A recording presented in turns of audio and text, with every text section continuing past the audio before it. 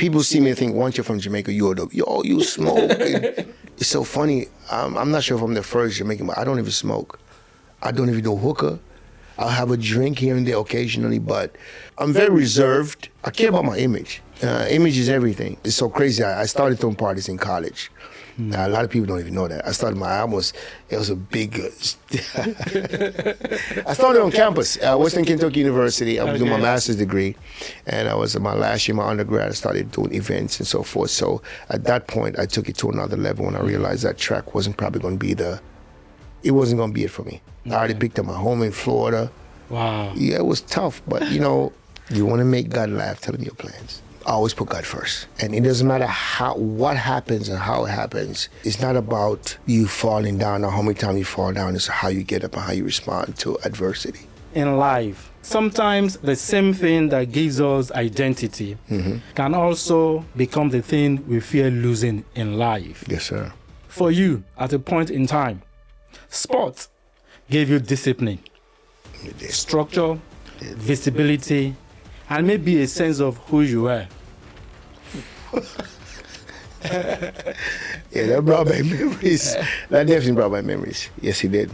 That brought me back. This was a time that sport defined you. Share with us, what was that experience like? What dreams were you chasing at that point in time? I wanted to be a professional athlete. I wanted to be unstoppable. Unstoppable. I want to be unstoppable. I share the same passion for track and field as I do in the business I am today. Like, I wanted to be unstoppable. And I am going to do all I can to make sure that I achieve my goal.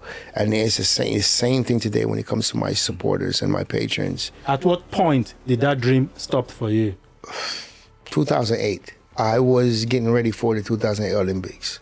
At the time, the projection was I was supposed to be a third leg for Jamaica 4x4 going to the Olympics. I was in Kentucky doing my master's degree at the time, training. Okay. All-American track and field athlete.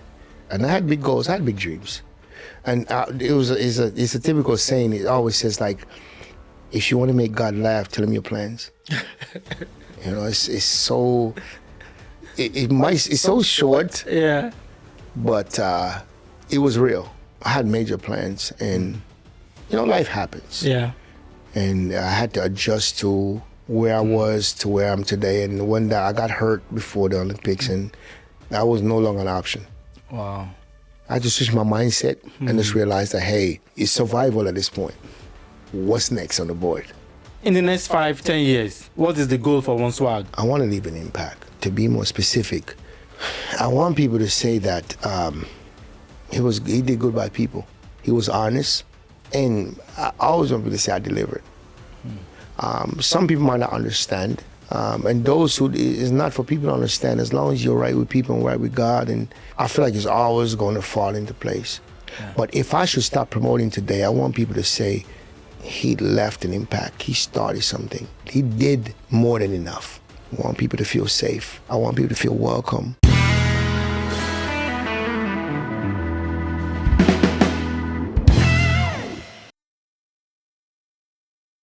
This is going to be exciting and full of energy on the voyage today. My guest is one and only OneSwagg Entertainment guy. I appreciate you. Thank you for having me. I'm so excited.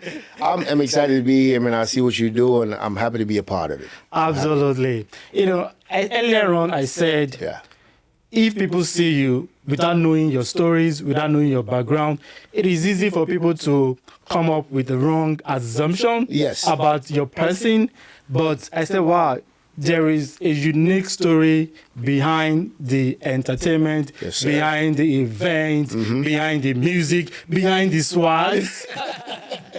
Yes, sir, it is. So let's get back to the beginning. Let's do it. Before the OneSwagg. Yes, sir. Let's get to know you. What kind of environment did you grow up in? Take us back to your childhood memories. When you look at your childhood memories, what do you remember? My childhood was a little bit different. As you know, I'm from Jamaica, Manchester, Jamaica. You ask people where they're from in Jamaica, they say Kingston. I'm from Manchester, Jamaica. Okay. That's in the country part. It was It was rough. A lot of struggles. My mom was not there at the time because she migrated to the U.S. at the time to create a better environment for me at the time to try to make sure she bring me to the U.S. But my environment was, survival. It was survival. In a sense, you had to do what you had to do to make sure that you get to where you want to be. So it's a little bit different than most. Okay. But I'm grateful for it. I wouldn't change anything about it. So at what point did you migrate to the U.S.? I migrated to the U.S. in 2001. I think it was right after 9/11. It was a rough time, as we all know. Yeah. I migrated to the U.S. and lived in Washington, D.C. Okay.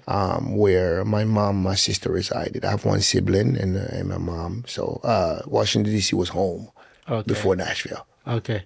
Was there any cultural shock for you coming from Manchester, Jamaica?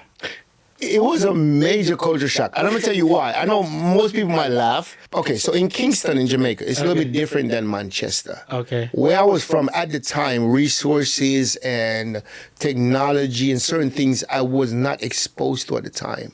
So even in Kingston, you might have McDonald's. For me, I was never exposed to that. Okay. I never had a house phone and so forth. So when I came to the U.S. and I got picked up and just moving around, my first meal was a Big Mac.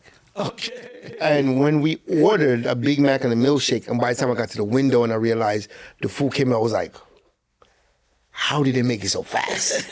Right? So it was a culture shock to see how fast things progressed in the U.S. and like, oh my gosh, like your life is about to change. Even though I missed home at the time, it was like, yo, it's about to be a different experience. You got to embrace it. Okay. And I had to adjust. Cool. So I was ready for it. I was ready.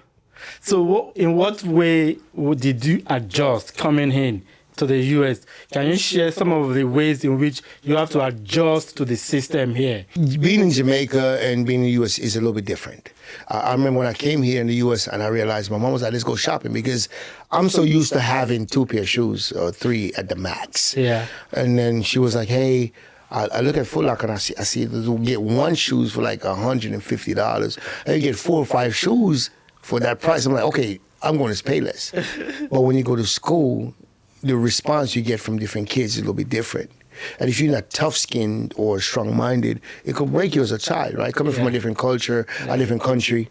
So I had to adjust to realize that, hey, they said when you're in Rome, you do as the Romans do. Yeah. So I had to adjust my thinking. Like, hey, is quantity is quality over quantity. And what most people in the U.S. at that time is what you get either Jordans or a pair of New Balance versus getting 4 pair of lugs. It's a little bit different. Yeah. So I had to adjust my thinking, and I had to go with the times. I had great friends at the time who had great leadership, so that helped. That helped toward my adjustment being in the U.S. Interesting. Yes. At the point you've shared that you were not so fortunate growing up. Yes, sir. And I remember that you actually organized like a turkey drive. Yeah. To do for Thanksgiving, to give out turkey to less privileged people, to the homeless people. What was the passion that was driving you to look out for the needy? It's 2 sides to the story. Okay. It was for the less fortunate, but it was also for people who supported me throughout the years. It was like, throughout the whole year, you have people who support you, who bought tickets to your events, who traveled, who buy tables, bottles, whatever the case may be to support you. I feel like there's actually one time throughout the year you can actually try to give back. And even though majority of the turkey who giveaways for people is less fortunate, because I open it to the public, because of the fact that, most of people from my culture, we're very prideful. Yeah. So even though they see the good that we're doing, they're like, I'm not going to take a turkey. Yeah. But it's done for just giving back because of the fact that people support us so much throughout the years.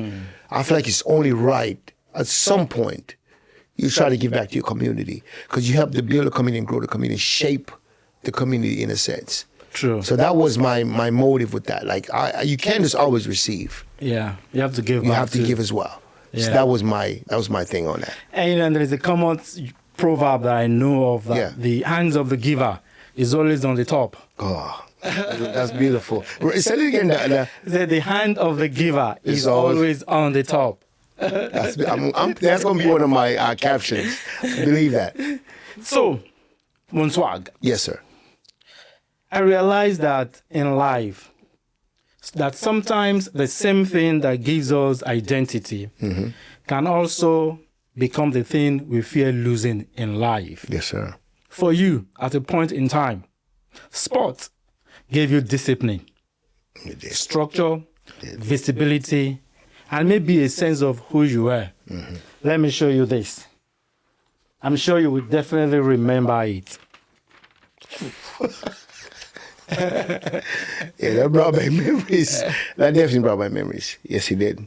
That brought me back. You remember this. This was like it was yesterday. A time that sport defined you. Yes. Share with us, what was that experience like? What dreams were you chasing at that point in time? I wanted to be a professional athlete. Like when I look at this right here, I wanted to be unstoppable.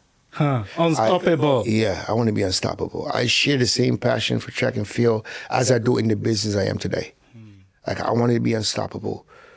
And I am going to do all I can to make sure that I achieve my goal. And it's the same thing today when it comes to my supporters and my patrons.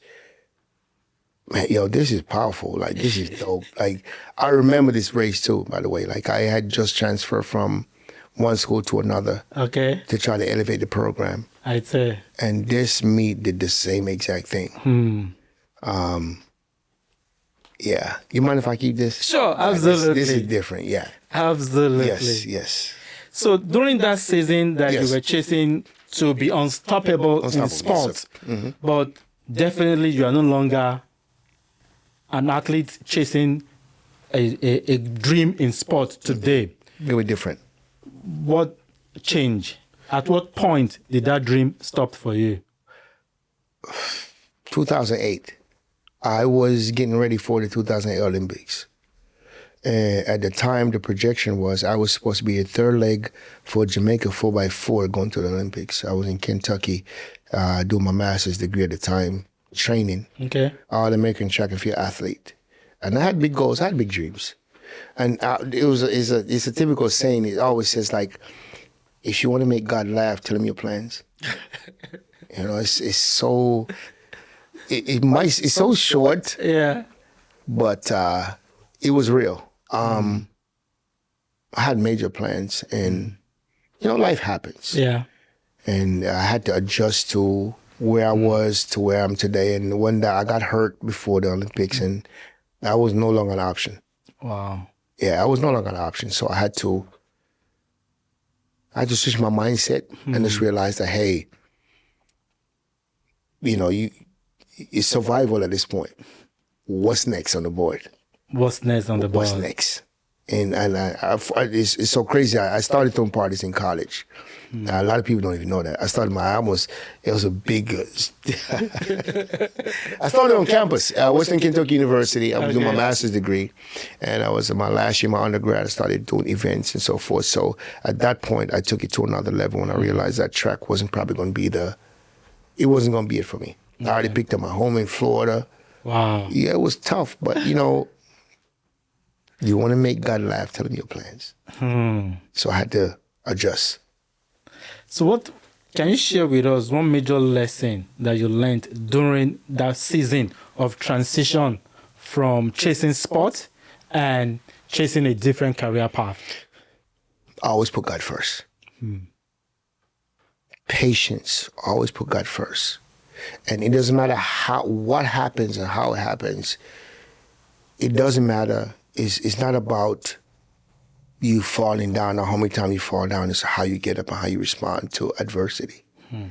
So for me, at that time, it was about, hey, you got hurt. Okay, cool.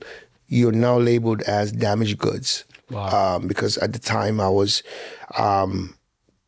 projected to sign with Russell. And it was just a lot. And so within that season, of course, like, put God first. And prayer actually comes through. I know it might sound contradicting to my lifestyle and the whole spiritual part of it, because majority of people in my field, I can't say majority because I don't know. Yeah. But for me, I put God first with everything I do. So praying and just learn to adjust and just move forward with it. Have you ever been misunderstood as an event organizer, as a promoter? Because people come and with a certain level of expectations. Yes, sir. Yes, sir. I consider myself as a event planner. Okay. When people hear you're a promoter, when I think of a promoter, I think about somebody who promotes somebody else's establishment, or somebody who promotes somebody else, something that's already existent. I am an event planner. I start from the ground up. I will walk inside your establishment and be like, hey, look, I want to transform this establishment into my vision. And it's something I want to create for my patrons and my supporters. Okay. When you think about promoters, it's like car salesmen. They don't have the best reputation. Yeah. So in that sense, yeah, we kind of in that sense it gets a little tricky, right? Yep, So yep. I try to separate myself from that, but you know how it is. We have to roll with people all categorize us in the same place, in a sense. Yeah. Yeah. So, listening to you and getting to know you. Yes, sir. So what I hear in your story is that for you, it is not just about being a promoter or being an event organizer, but that you want to become a bridge. Yes. That between, the Caribbean culture, and Nashville, you want to bridge the gap. The gap right there. And that for you, it is not just about entertainment, but also about making an impact. Yes. And also putting smiles on people's faces. Most definitely. So you started throwing events while you were in college. Yes, sir. Right. What were you chasing? What was your goal at that point in time? Man, I wanted to make a difference. I realized Nashville, and I was in Bowling Green at the time. There was a place called Cabin Hall at the time, but it was just in that small area. And you go there and you leave and that's it. The impact was just only in that square. Okay. And when you leave, there was nowhere else. I wanted to make a true impact. I wanted the people to understand the culture outside. You're from Africa and you're doing the podcast. You want to outreach and tell people story. I wanted people to know that we exist culturally. Yeah. Reggae music, Afrobeat, soca music, piano, all that stuff exists. So for me, I wanted to bridge the gap because it's a raw market. You go downtown, you hear about country music and so forth and on Broadway, but it's like we're non-existent. I know my slogan is so funny. My slogan for my company is OneSwagg Entertainment, limits or non-existent. Limits or non-existent. And non-existent. Don't exist. That's my slogan. Limits or non-existent. So new heights is the goal. I wanted to bridge the gap. I want to make sure that people know that we exist. We'll create something different, or we'll create something positive and safe. Because of course, that's the main goal, to make sure people are safe. That's a very key one. Said you want to create an environment for people to have fun. Yes. An environment that is also safe. Yes, sir. So part of the stereotype is when people look at someone like you, usually people will attach you to hooliganism, yes, sir, drugs, yes, sir, and things like that. Not a stranger to it. Yes. Can you address people who have such kind of misconception about things like that? All right, so it's so fun. Great. I love this question for many reasons. And I'm not a judgmental type of person. Yeah. People see me and think, once you're from Jamaica, you smoke. And I had people walk up to my own events and tell me, I got friends who you could hook you up with so and so. I'm like, it's so funny. I'm not sure if I'm the first Jamaican, but I don't even smoke. I don't even do hookah. I'll have a drink here and there occasionally, but the stereotype of just the dreadlocks, it does give me I don't know why, but I'm very I'm very reserved, and I care about my image. Image is everything. Yeah. And with the stereotyping situation, you can't judge people. Like people are entitled to their own opinion. Would you say? Yeah. Fair? People are entitled to their own opinion. So, but for me, it's just me to show them different and prove them wrong. That's just me on a day-to-day basis. So if you see something different or you interpreted something different, it's my job, my goal to show you something different about me. Yeah. The image is very important. Image is number one. The first impression, like we here today, I showed up 30 minutes, maybe, I was shared before there. I was maybe 40 minutes early. Image is everything. Sure. You respect image in the whole, all the way through. Yeah, absolutely. So, when people attend your event, yes, sir, what do you expect people to feel and experience? Number one, I want them to feel safe. Okay. And I want them to experience a great energy, a great vibe. I want them to feel like they belong. It doesn't matter what culture, what background, what ethnicity. Yeah. I want them to feel like they belong. My event is like a major intermix. It's like a melting pot, per se. Yeah. It doesn't matter where you're from. The DJs who we invite or book for these events have the ability to create something for everybody. Like you get some Afrobeat, you get some hip hop, you get some dancehall, you get some reggae, you get some soca music, you get some reggaeton, you get everything. So when you come to my events, I want people to feel, one, safe and feel like they belong. And I want them to experience something they never experienced before in the city of Nashville, Tennessee. It's a little bit different.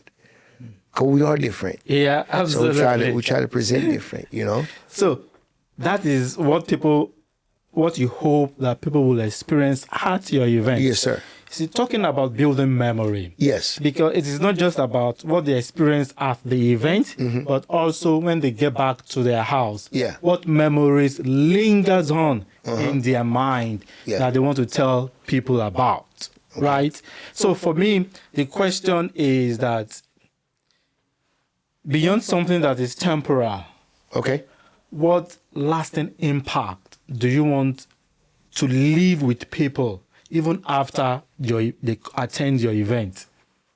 Okay, so we have to start from the DJs. Okay. I want to realize, man, look, I've never been into a building before where the music is able to switch from here and have that part of the building moving and this part of the building moving and everybody's having a great time. Yeah. I want to understand that, for my event is, I know I'm going to go back to the safety situation, but I want people to understand that I've never been so free. Like when I go to OneSwagg Entertainment event, I'm home right now, I'm safe and I feel good. But anytime I see that logo on a flyer, I know I'm going to feel safe. I'm going to be free. And I'm going to hear something from me, and that person's going to hear something from them, and it's going to be just a vibe. I want to leave that man, that the guy who's just hitting the wall is nothing negative. It's just like him hitting the wall. Yeah. It's like, yeah, this is a good song. Okay. They're going to leave with memories like, okay, next time I go to the event, a OneSwagg Entertainment event, and I hear something, I could hit the wall and know that nobody's going to judge me. They're going to be like, okay, cool, she understands what's going on. Yeah. That's her song. Nice. It's just a thing, like when you hear a certain DJ play a certain song, and it's your favorite song, it's a thing in our culture. You start hitting the wall. Boom, boom. And it's nobody's alarmed, nobody's panicking. It's like, that's that person's jam. Okay. Yeah.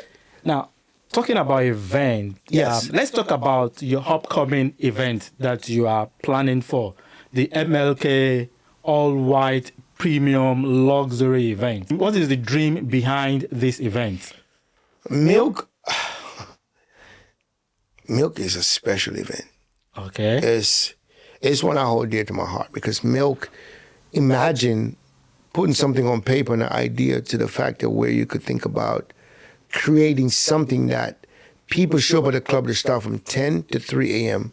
You could do the same exact thing, but from 3 to 9 p.m. The idea of just switching that narrative is absolutely amazing.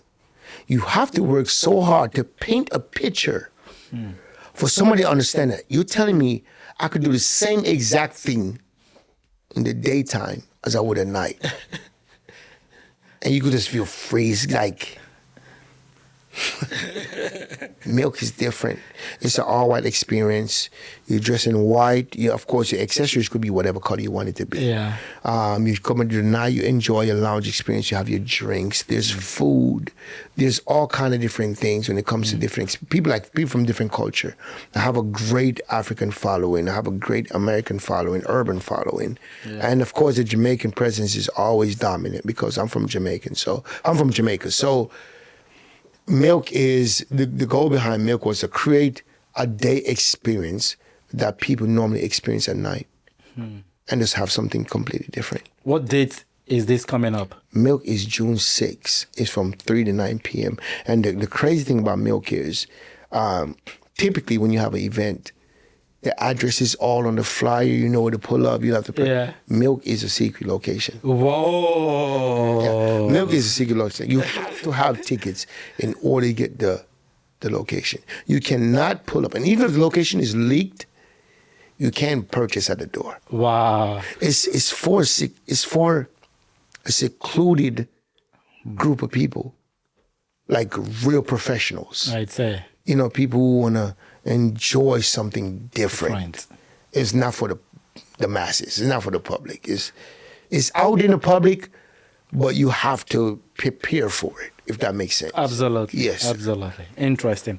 So still talking about the MLK all-white event, what kind of energy, what will the atmosphere be like for people that have never experienced any of your event before? The atmosphere will be delightful.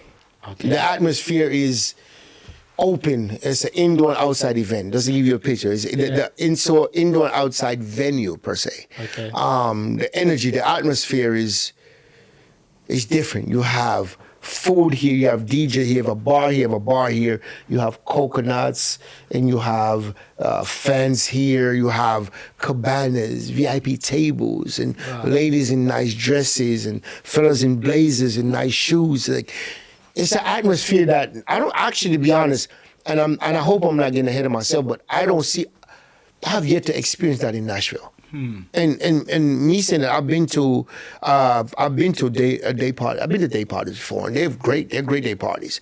But one that we possess or that we're trying to create is a little bit different. Okay.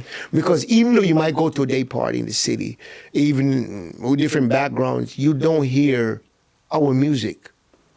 But if you come to our event, you hear everybody's music.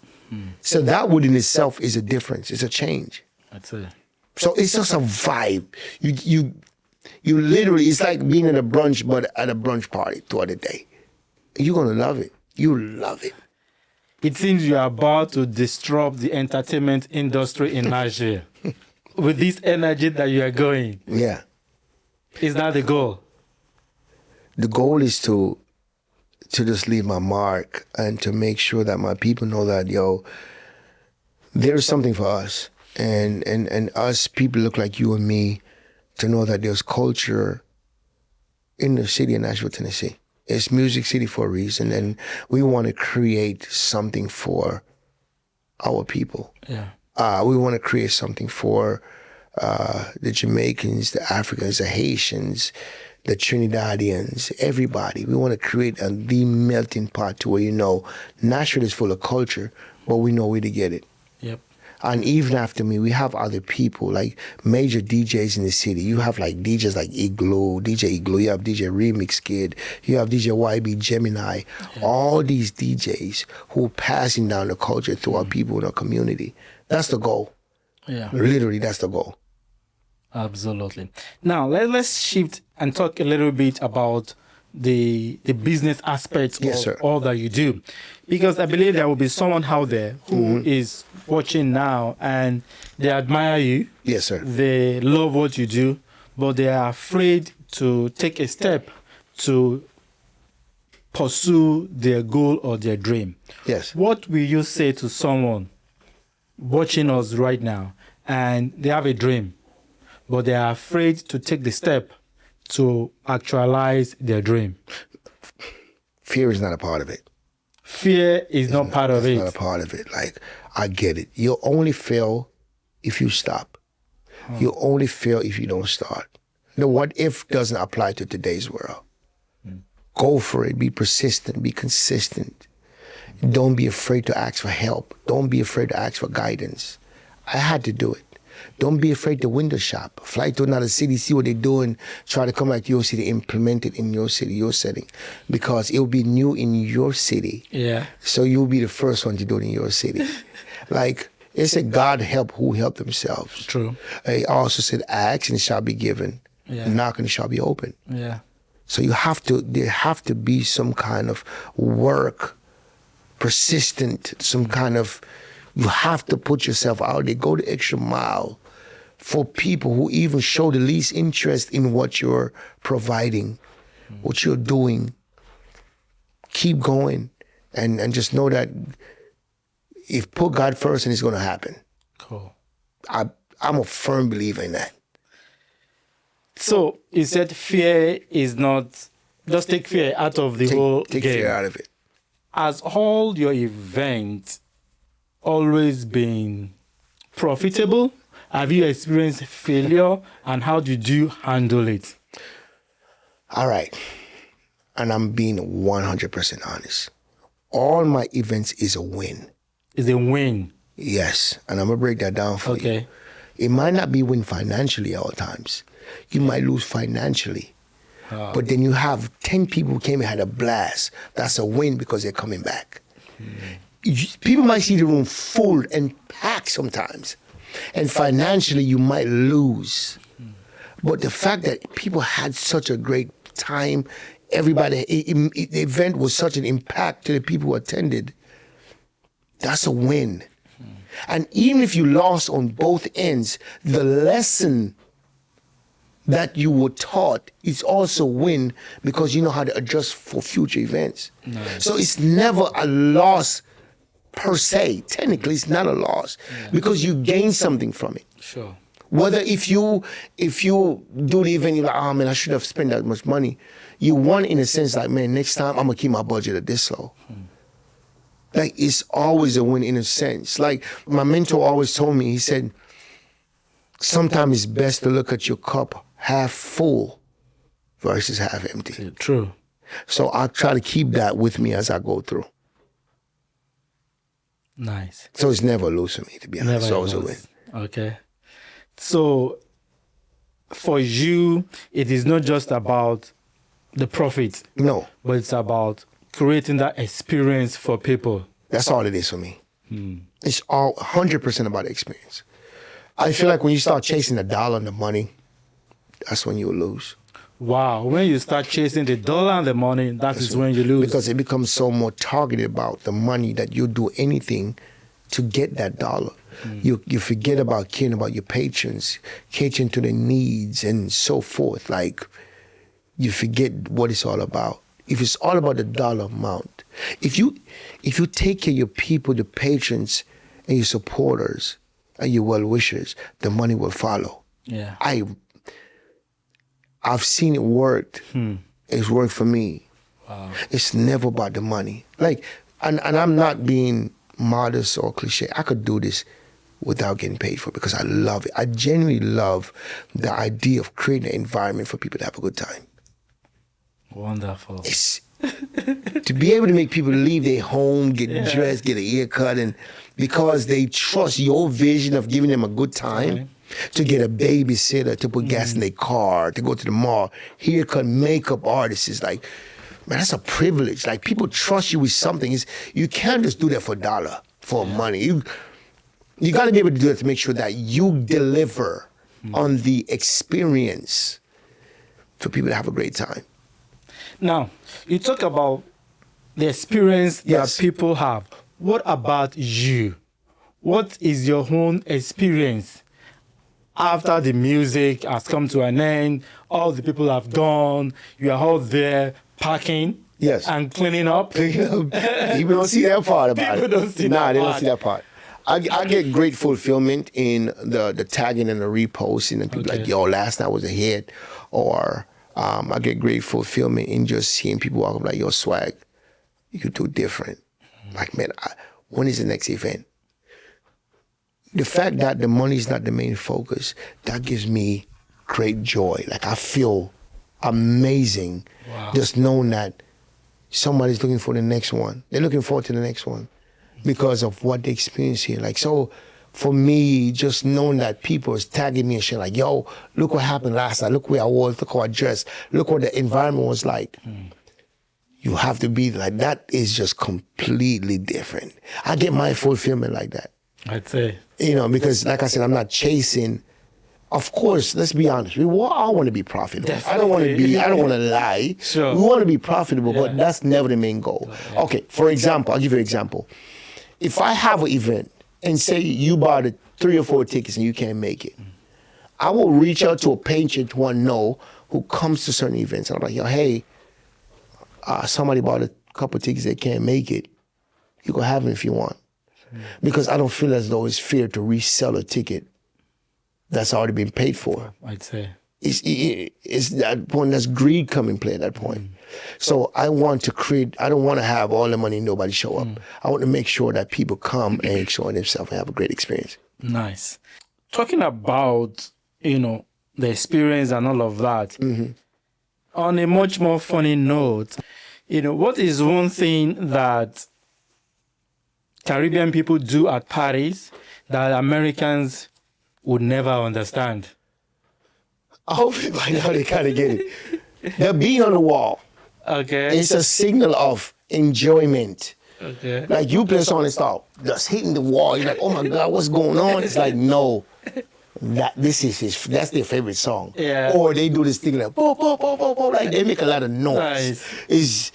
It's just like, yo, this is me. This is my moment. This is my song. Yeah. Everybody might not be knocking the wall because that person might like that song, but this person like that song more. And they feel as neat as though they got everybody know this is my song. So they start hitting the wall and just creating that energy like, yo, this is me. This is my moment. People they create moments and experiences of their own within the experience within itself. So that's something that I've actually had that question like, man, people have panicked before. But after a while, they realize it's still safe. It's just a thing. Yeah. It's just a thing. Cool. What is one funniest, moment or most an unforgettable experience that happened at any of your events that people don't see behind the scene at any of your events that, wow, you just can't forget about it? Well, I don't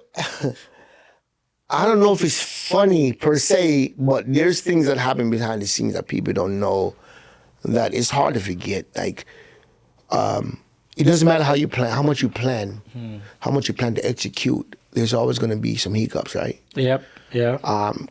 People don't see when you have a DJ book to come in and the flight get canceled and you have to buy you another ticket or something happens or the mic doesn't work, the speaker box blow, or it's always something. Those are the things that happen behind the scene that people doesn't see. But I don't know if it's funny. I know there's a story in there somewhere. Yeah. But in terms of just overall experience, it's been a lot of stuff that people don't see behind. People don't see the behind the scene work. They don't see behind the scenes where things happen where you still have to walk through and keep a smile on your face because you're trying to, they say energy is transferable. Yep, absolutely. And if you're the man at the hour, you're doing the event, the energy that you bring to a building is going to transfer to the people who came to support you. So you have to always be in a place to understand that, like, one image is everything. And we're going to go through this and tomorrow's going to be a different day. So you just got to give off the energy and understand that, hey, they might not understand what happened behind the scene, but it's not their job to understand it. Yeah. You know what I'm saying? It's between you, God, and the staff, and you just move through it and get ready for the other one. Absolutely. So let's talk a little bit about legacy here as we begin to wrap up. In the next 5-10 years, what is the goal for OneSwagg? What do you want to achieve?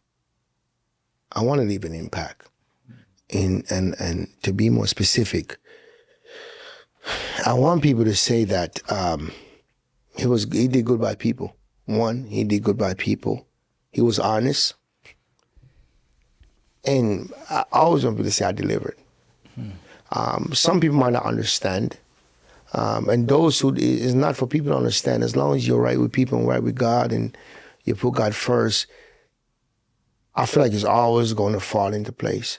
Yeah. But if I should stop promoting today, I want people to say, oh, he left an impact. He started something. He did more than enough. Wow. And I want people to always throw the little words in, because I feel like safety, he always thought with safety. Yeah. I want people to feel safe. I want people to feel welcome. He never met a stranger. I have a rule of thumb. Okay.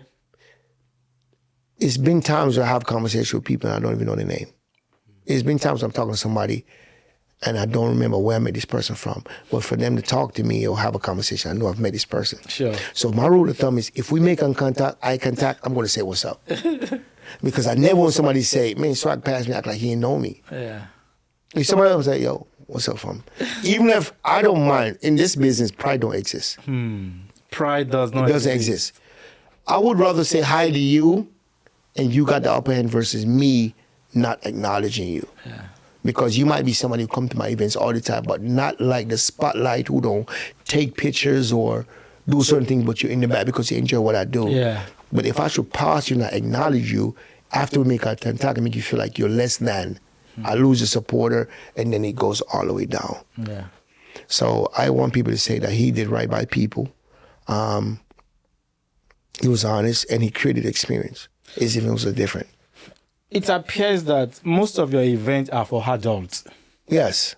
So will there ever be a time that OneSwagg will organize an event for kids and families as a whole? Man, that's so great. You're trying to put my business out there right now. I ain't gonna lie, because that's actually in the work. It's actually in the works right now. Really? Yes, we're actually trying to create something like a family fun day. Nice. Family, bring your kids, husband, wives. Nice. Something where it's for, when I say everybody, at this point, it's for everybody. Small baby, toddler, old, bounce house, play areas for the kids, giveaways, tug of war, adult stuff, vendors. We're actually in the works of trying to create that, make that exist this year or next year, the latest. So that's going to be a part of something new that we're trying to branch off to, because we know as we grow older, the funny thing about it is our clientele, they grow with us. True. And after a certain time, they can't go to parties as much. Let's be honest. Yeah. At some point, you're going to kind of hang it up, right? Yeah. But a festival or something, a family fun day, you could always do a family fun day. Yeah. So we're branching off into something new to keep the legacy and the name and the brand continue to grow in different aspects of what we do. Nice. Yes, sir. So for you, when we think of all that you do, all that you are striving for, you said one of your major motto is that limits are non-existent. They don't exist. No, Why? Sir. Because I don't feel like you should limit yourself. If you feel like, if you limit yourself in, that means you're never going to go the extra mile. If you limit yourself to just go to this point, you never know how much farther you could go. Like if you just throw parties, you're just going to throw parties. You never try to be a DJ or artist, or you can't have limits on fun and experiences. It all rolls back to safety. If it's safe and it's within the law and it's within the guidelines, push the limits. Wow. I like that. Yeah, if it's within the law and it's safe, push the limits, man. Push it. Like, you're always going to win. Whether if one person show up, two person, you're like, okay, cool. What did I gain from this experience? Maybe should I try to again do something smaller? Should I try to work on my budget? Should I try to get some sponsors? You're going to gain. You might lose financially, but you're going to gain an experience that a lot of people can't say they've experienced because they've never done what you've done. True. That's kind of the advantage I've had. That's the kind of advantage I have today over majority of today's promoters in our community. The experience, the longevity. I could say I've been there and I've done it. Not in a bragging way, but just to say, realistically, I've done that and I've tried it. and I kind of know the outcome in a way, even though things in time changes. But yeah. On the more funny, what's your favorite food? I love chicken, man. I don't know if that sounds cliche, but I love chicken. Rice and peas and chicken. Okay. And I love, I don't know if I should say this, but I love pig's tail. Okay. I love stew peas. I love it. I love stew peas. But I just didn't want to lie to you. I was going to leave that out, but I love stew peas. Okay. And white rice and plantains and the vegetables, my favorite food. I love it. So what music will you hear right now that you stand on your feet and begin to dance? You know, Beanie Man have a song called Sim Simma. I love that song. I don't know if because I was born in the 80s. Yeah. Sim Simma, who got the keys to my bima? Oh, and Americans love that song too. Like, that's one of the songs that you could play in any urban or hip-hop club and get a response. Wow. Yeah, bam bam, Sister Nancy, oh what a bam bam, bam bam. Like, those are songs that if I hear those, you're gonna get me hitting on the wall. Boom. Yeah, you're gonna get me to enjoy myself. But yeah, those are music. I love those music. I can't lose with those. Wow. Let's talk about this. Yeah. I see that these are, well packaged. Talk to us about all this. So these are from the Severe brand. I'm a brand ambassador for Bel Air. Okay. And Bel Air is a sovereign brand. They have different alcoholic beverages. Some of the more higher end, some of the lower end, and they're doing very, very well. I'm missing a few. I'm missing the Villon, and I'm missing the. There's two other ones I'm missing, but they're very popular in the city. In the events, they sell very well. Of course, you get them at any local liquor store, but and one of these are for you. So whatever one you want is for you. I'm not sure if you're a drinker, but I'm not going to take them all back with you. It's all right. Sure. Yeah, you get different try. But Severe brand, check them in any liquor store, any wine spirit store, and you enjoy it for sure. I guess this will be available at the MLK event. Milk. It'll be a milk for sure. It'll be a milk. Because, of course, being a brand ambassador for Bel Air, Bamboo, Villon, and, you will definitely have those there for sure. Nice. So they'll be there for your purchase to try. We have a tasting area as well. You'll definitely love it.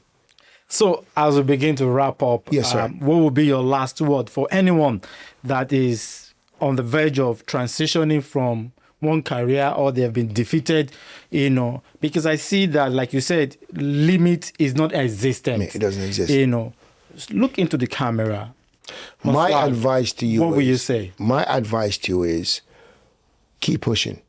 Put God first. Understand that it's not about the failures or how many times you fall. It's how you respond, how you get up. And never be too prideful to ask for help. Never be too prideful to ask for advice. And you can never do it by yourself. It takes a village to raise a child. Yep. It takes a team. Teamwork make the dream work. So believe me, just know that you surround yourself with good people, and no matter what, image is everything. And put God first. I'm with it. This is interesting conversation. Just listening to OneSwagg makes you to realize that life is not just on a one straight line.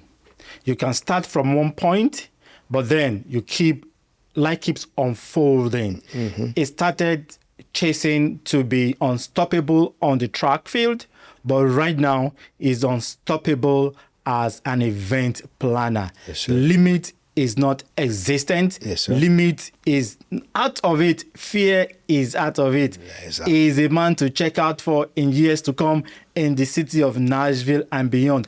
He is not just building or creating events. He is a bridge.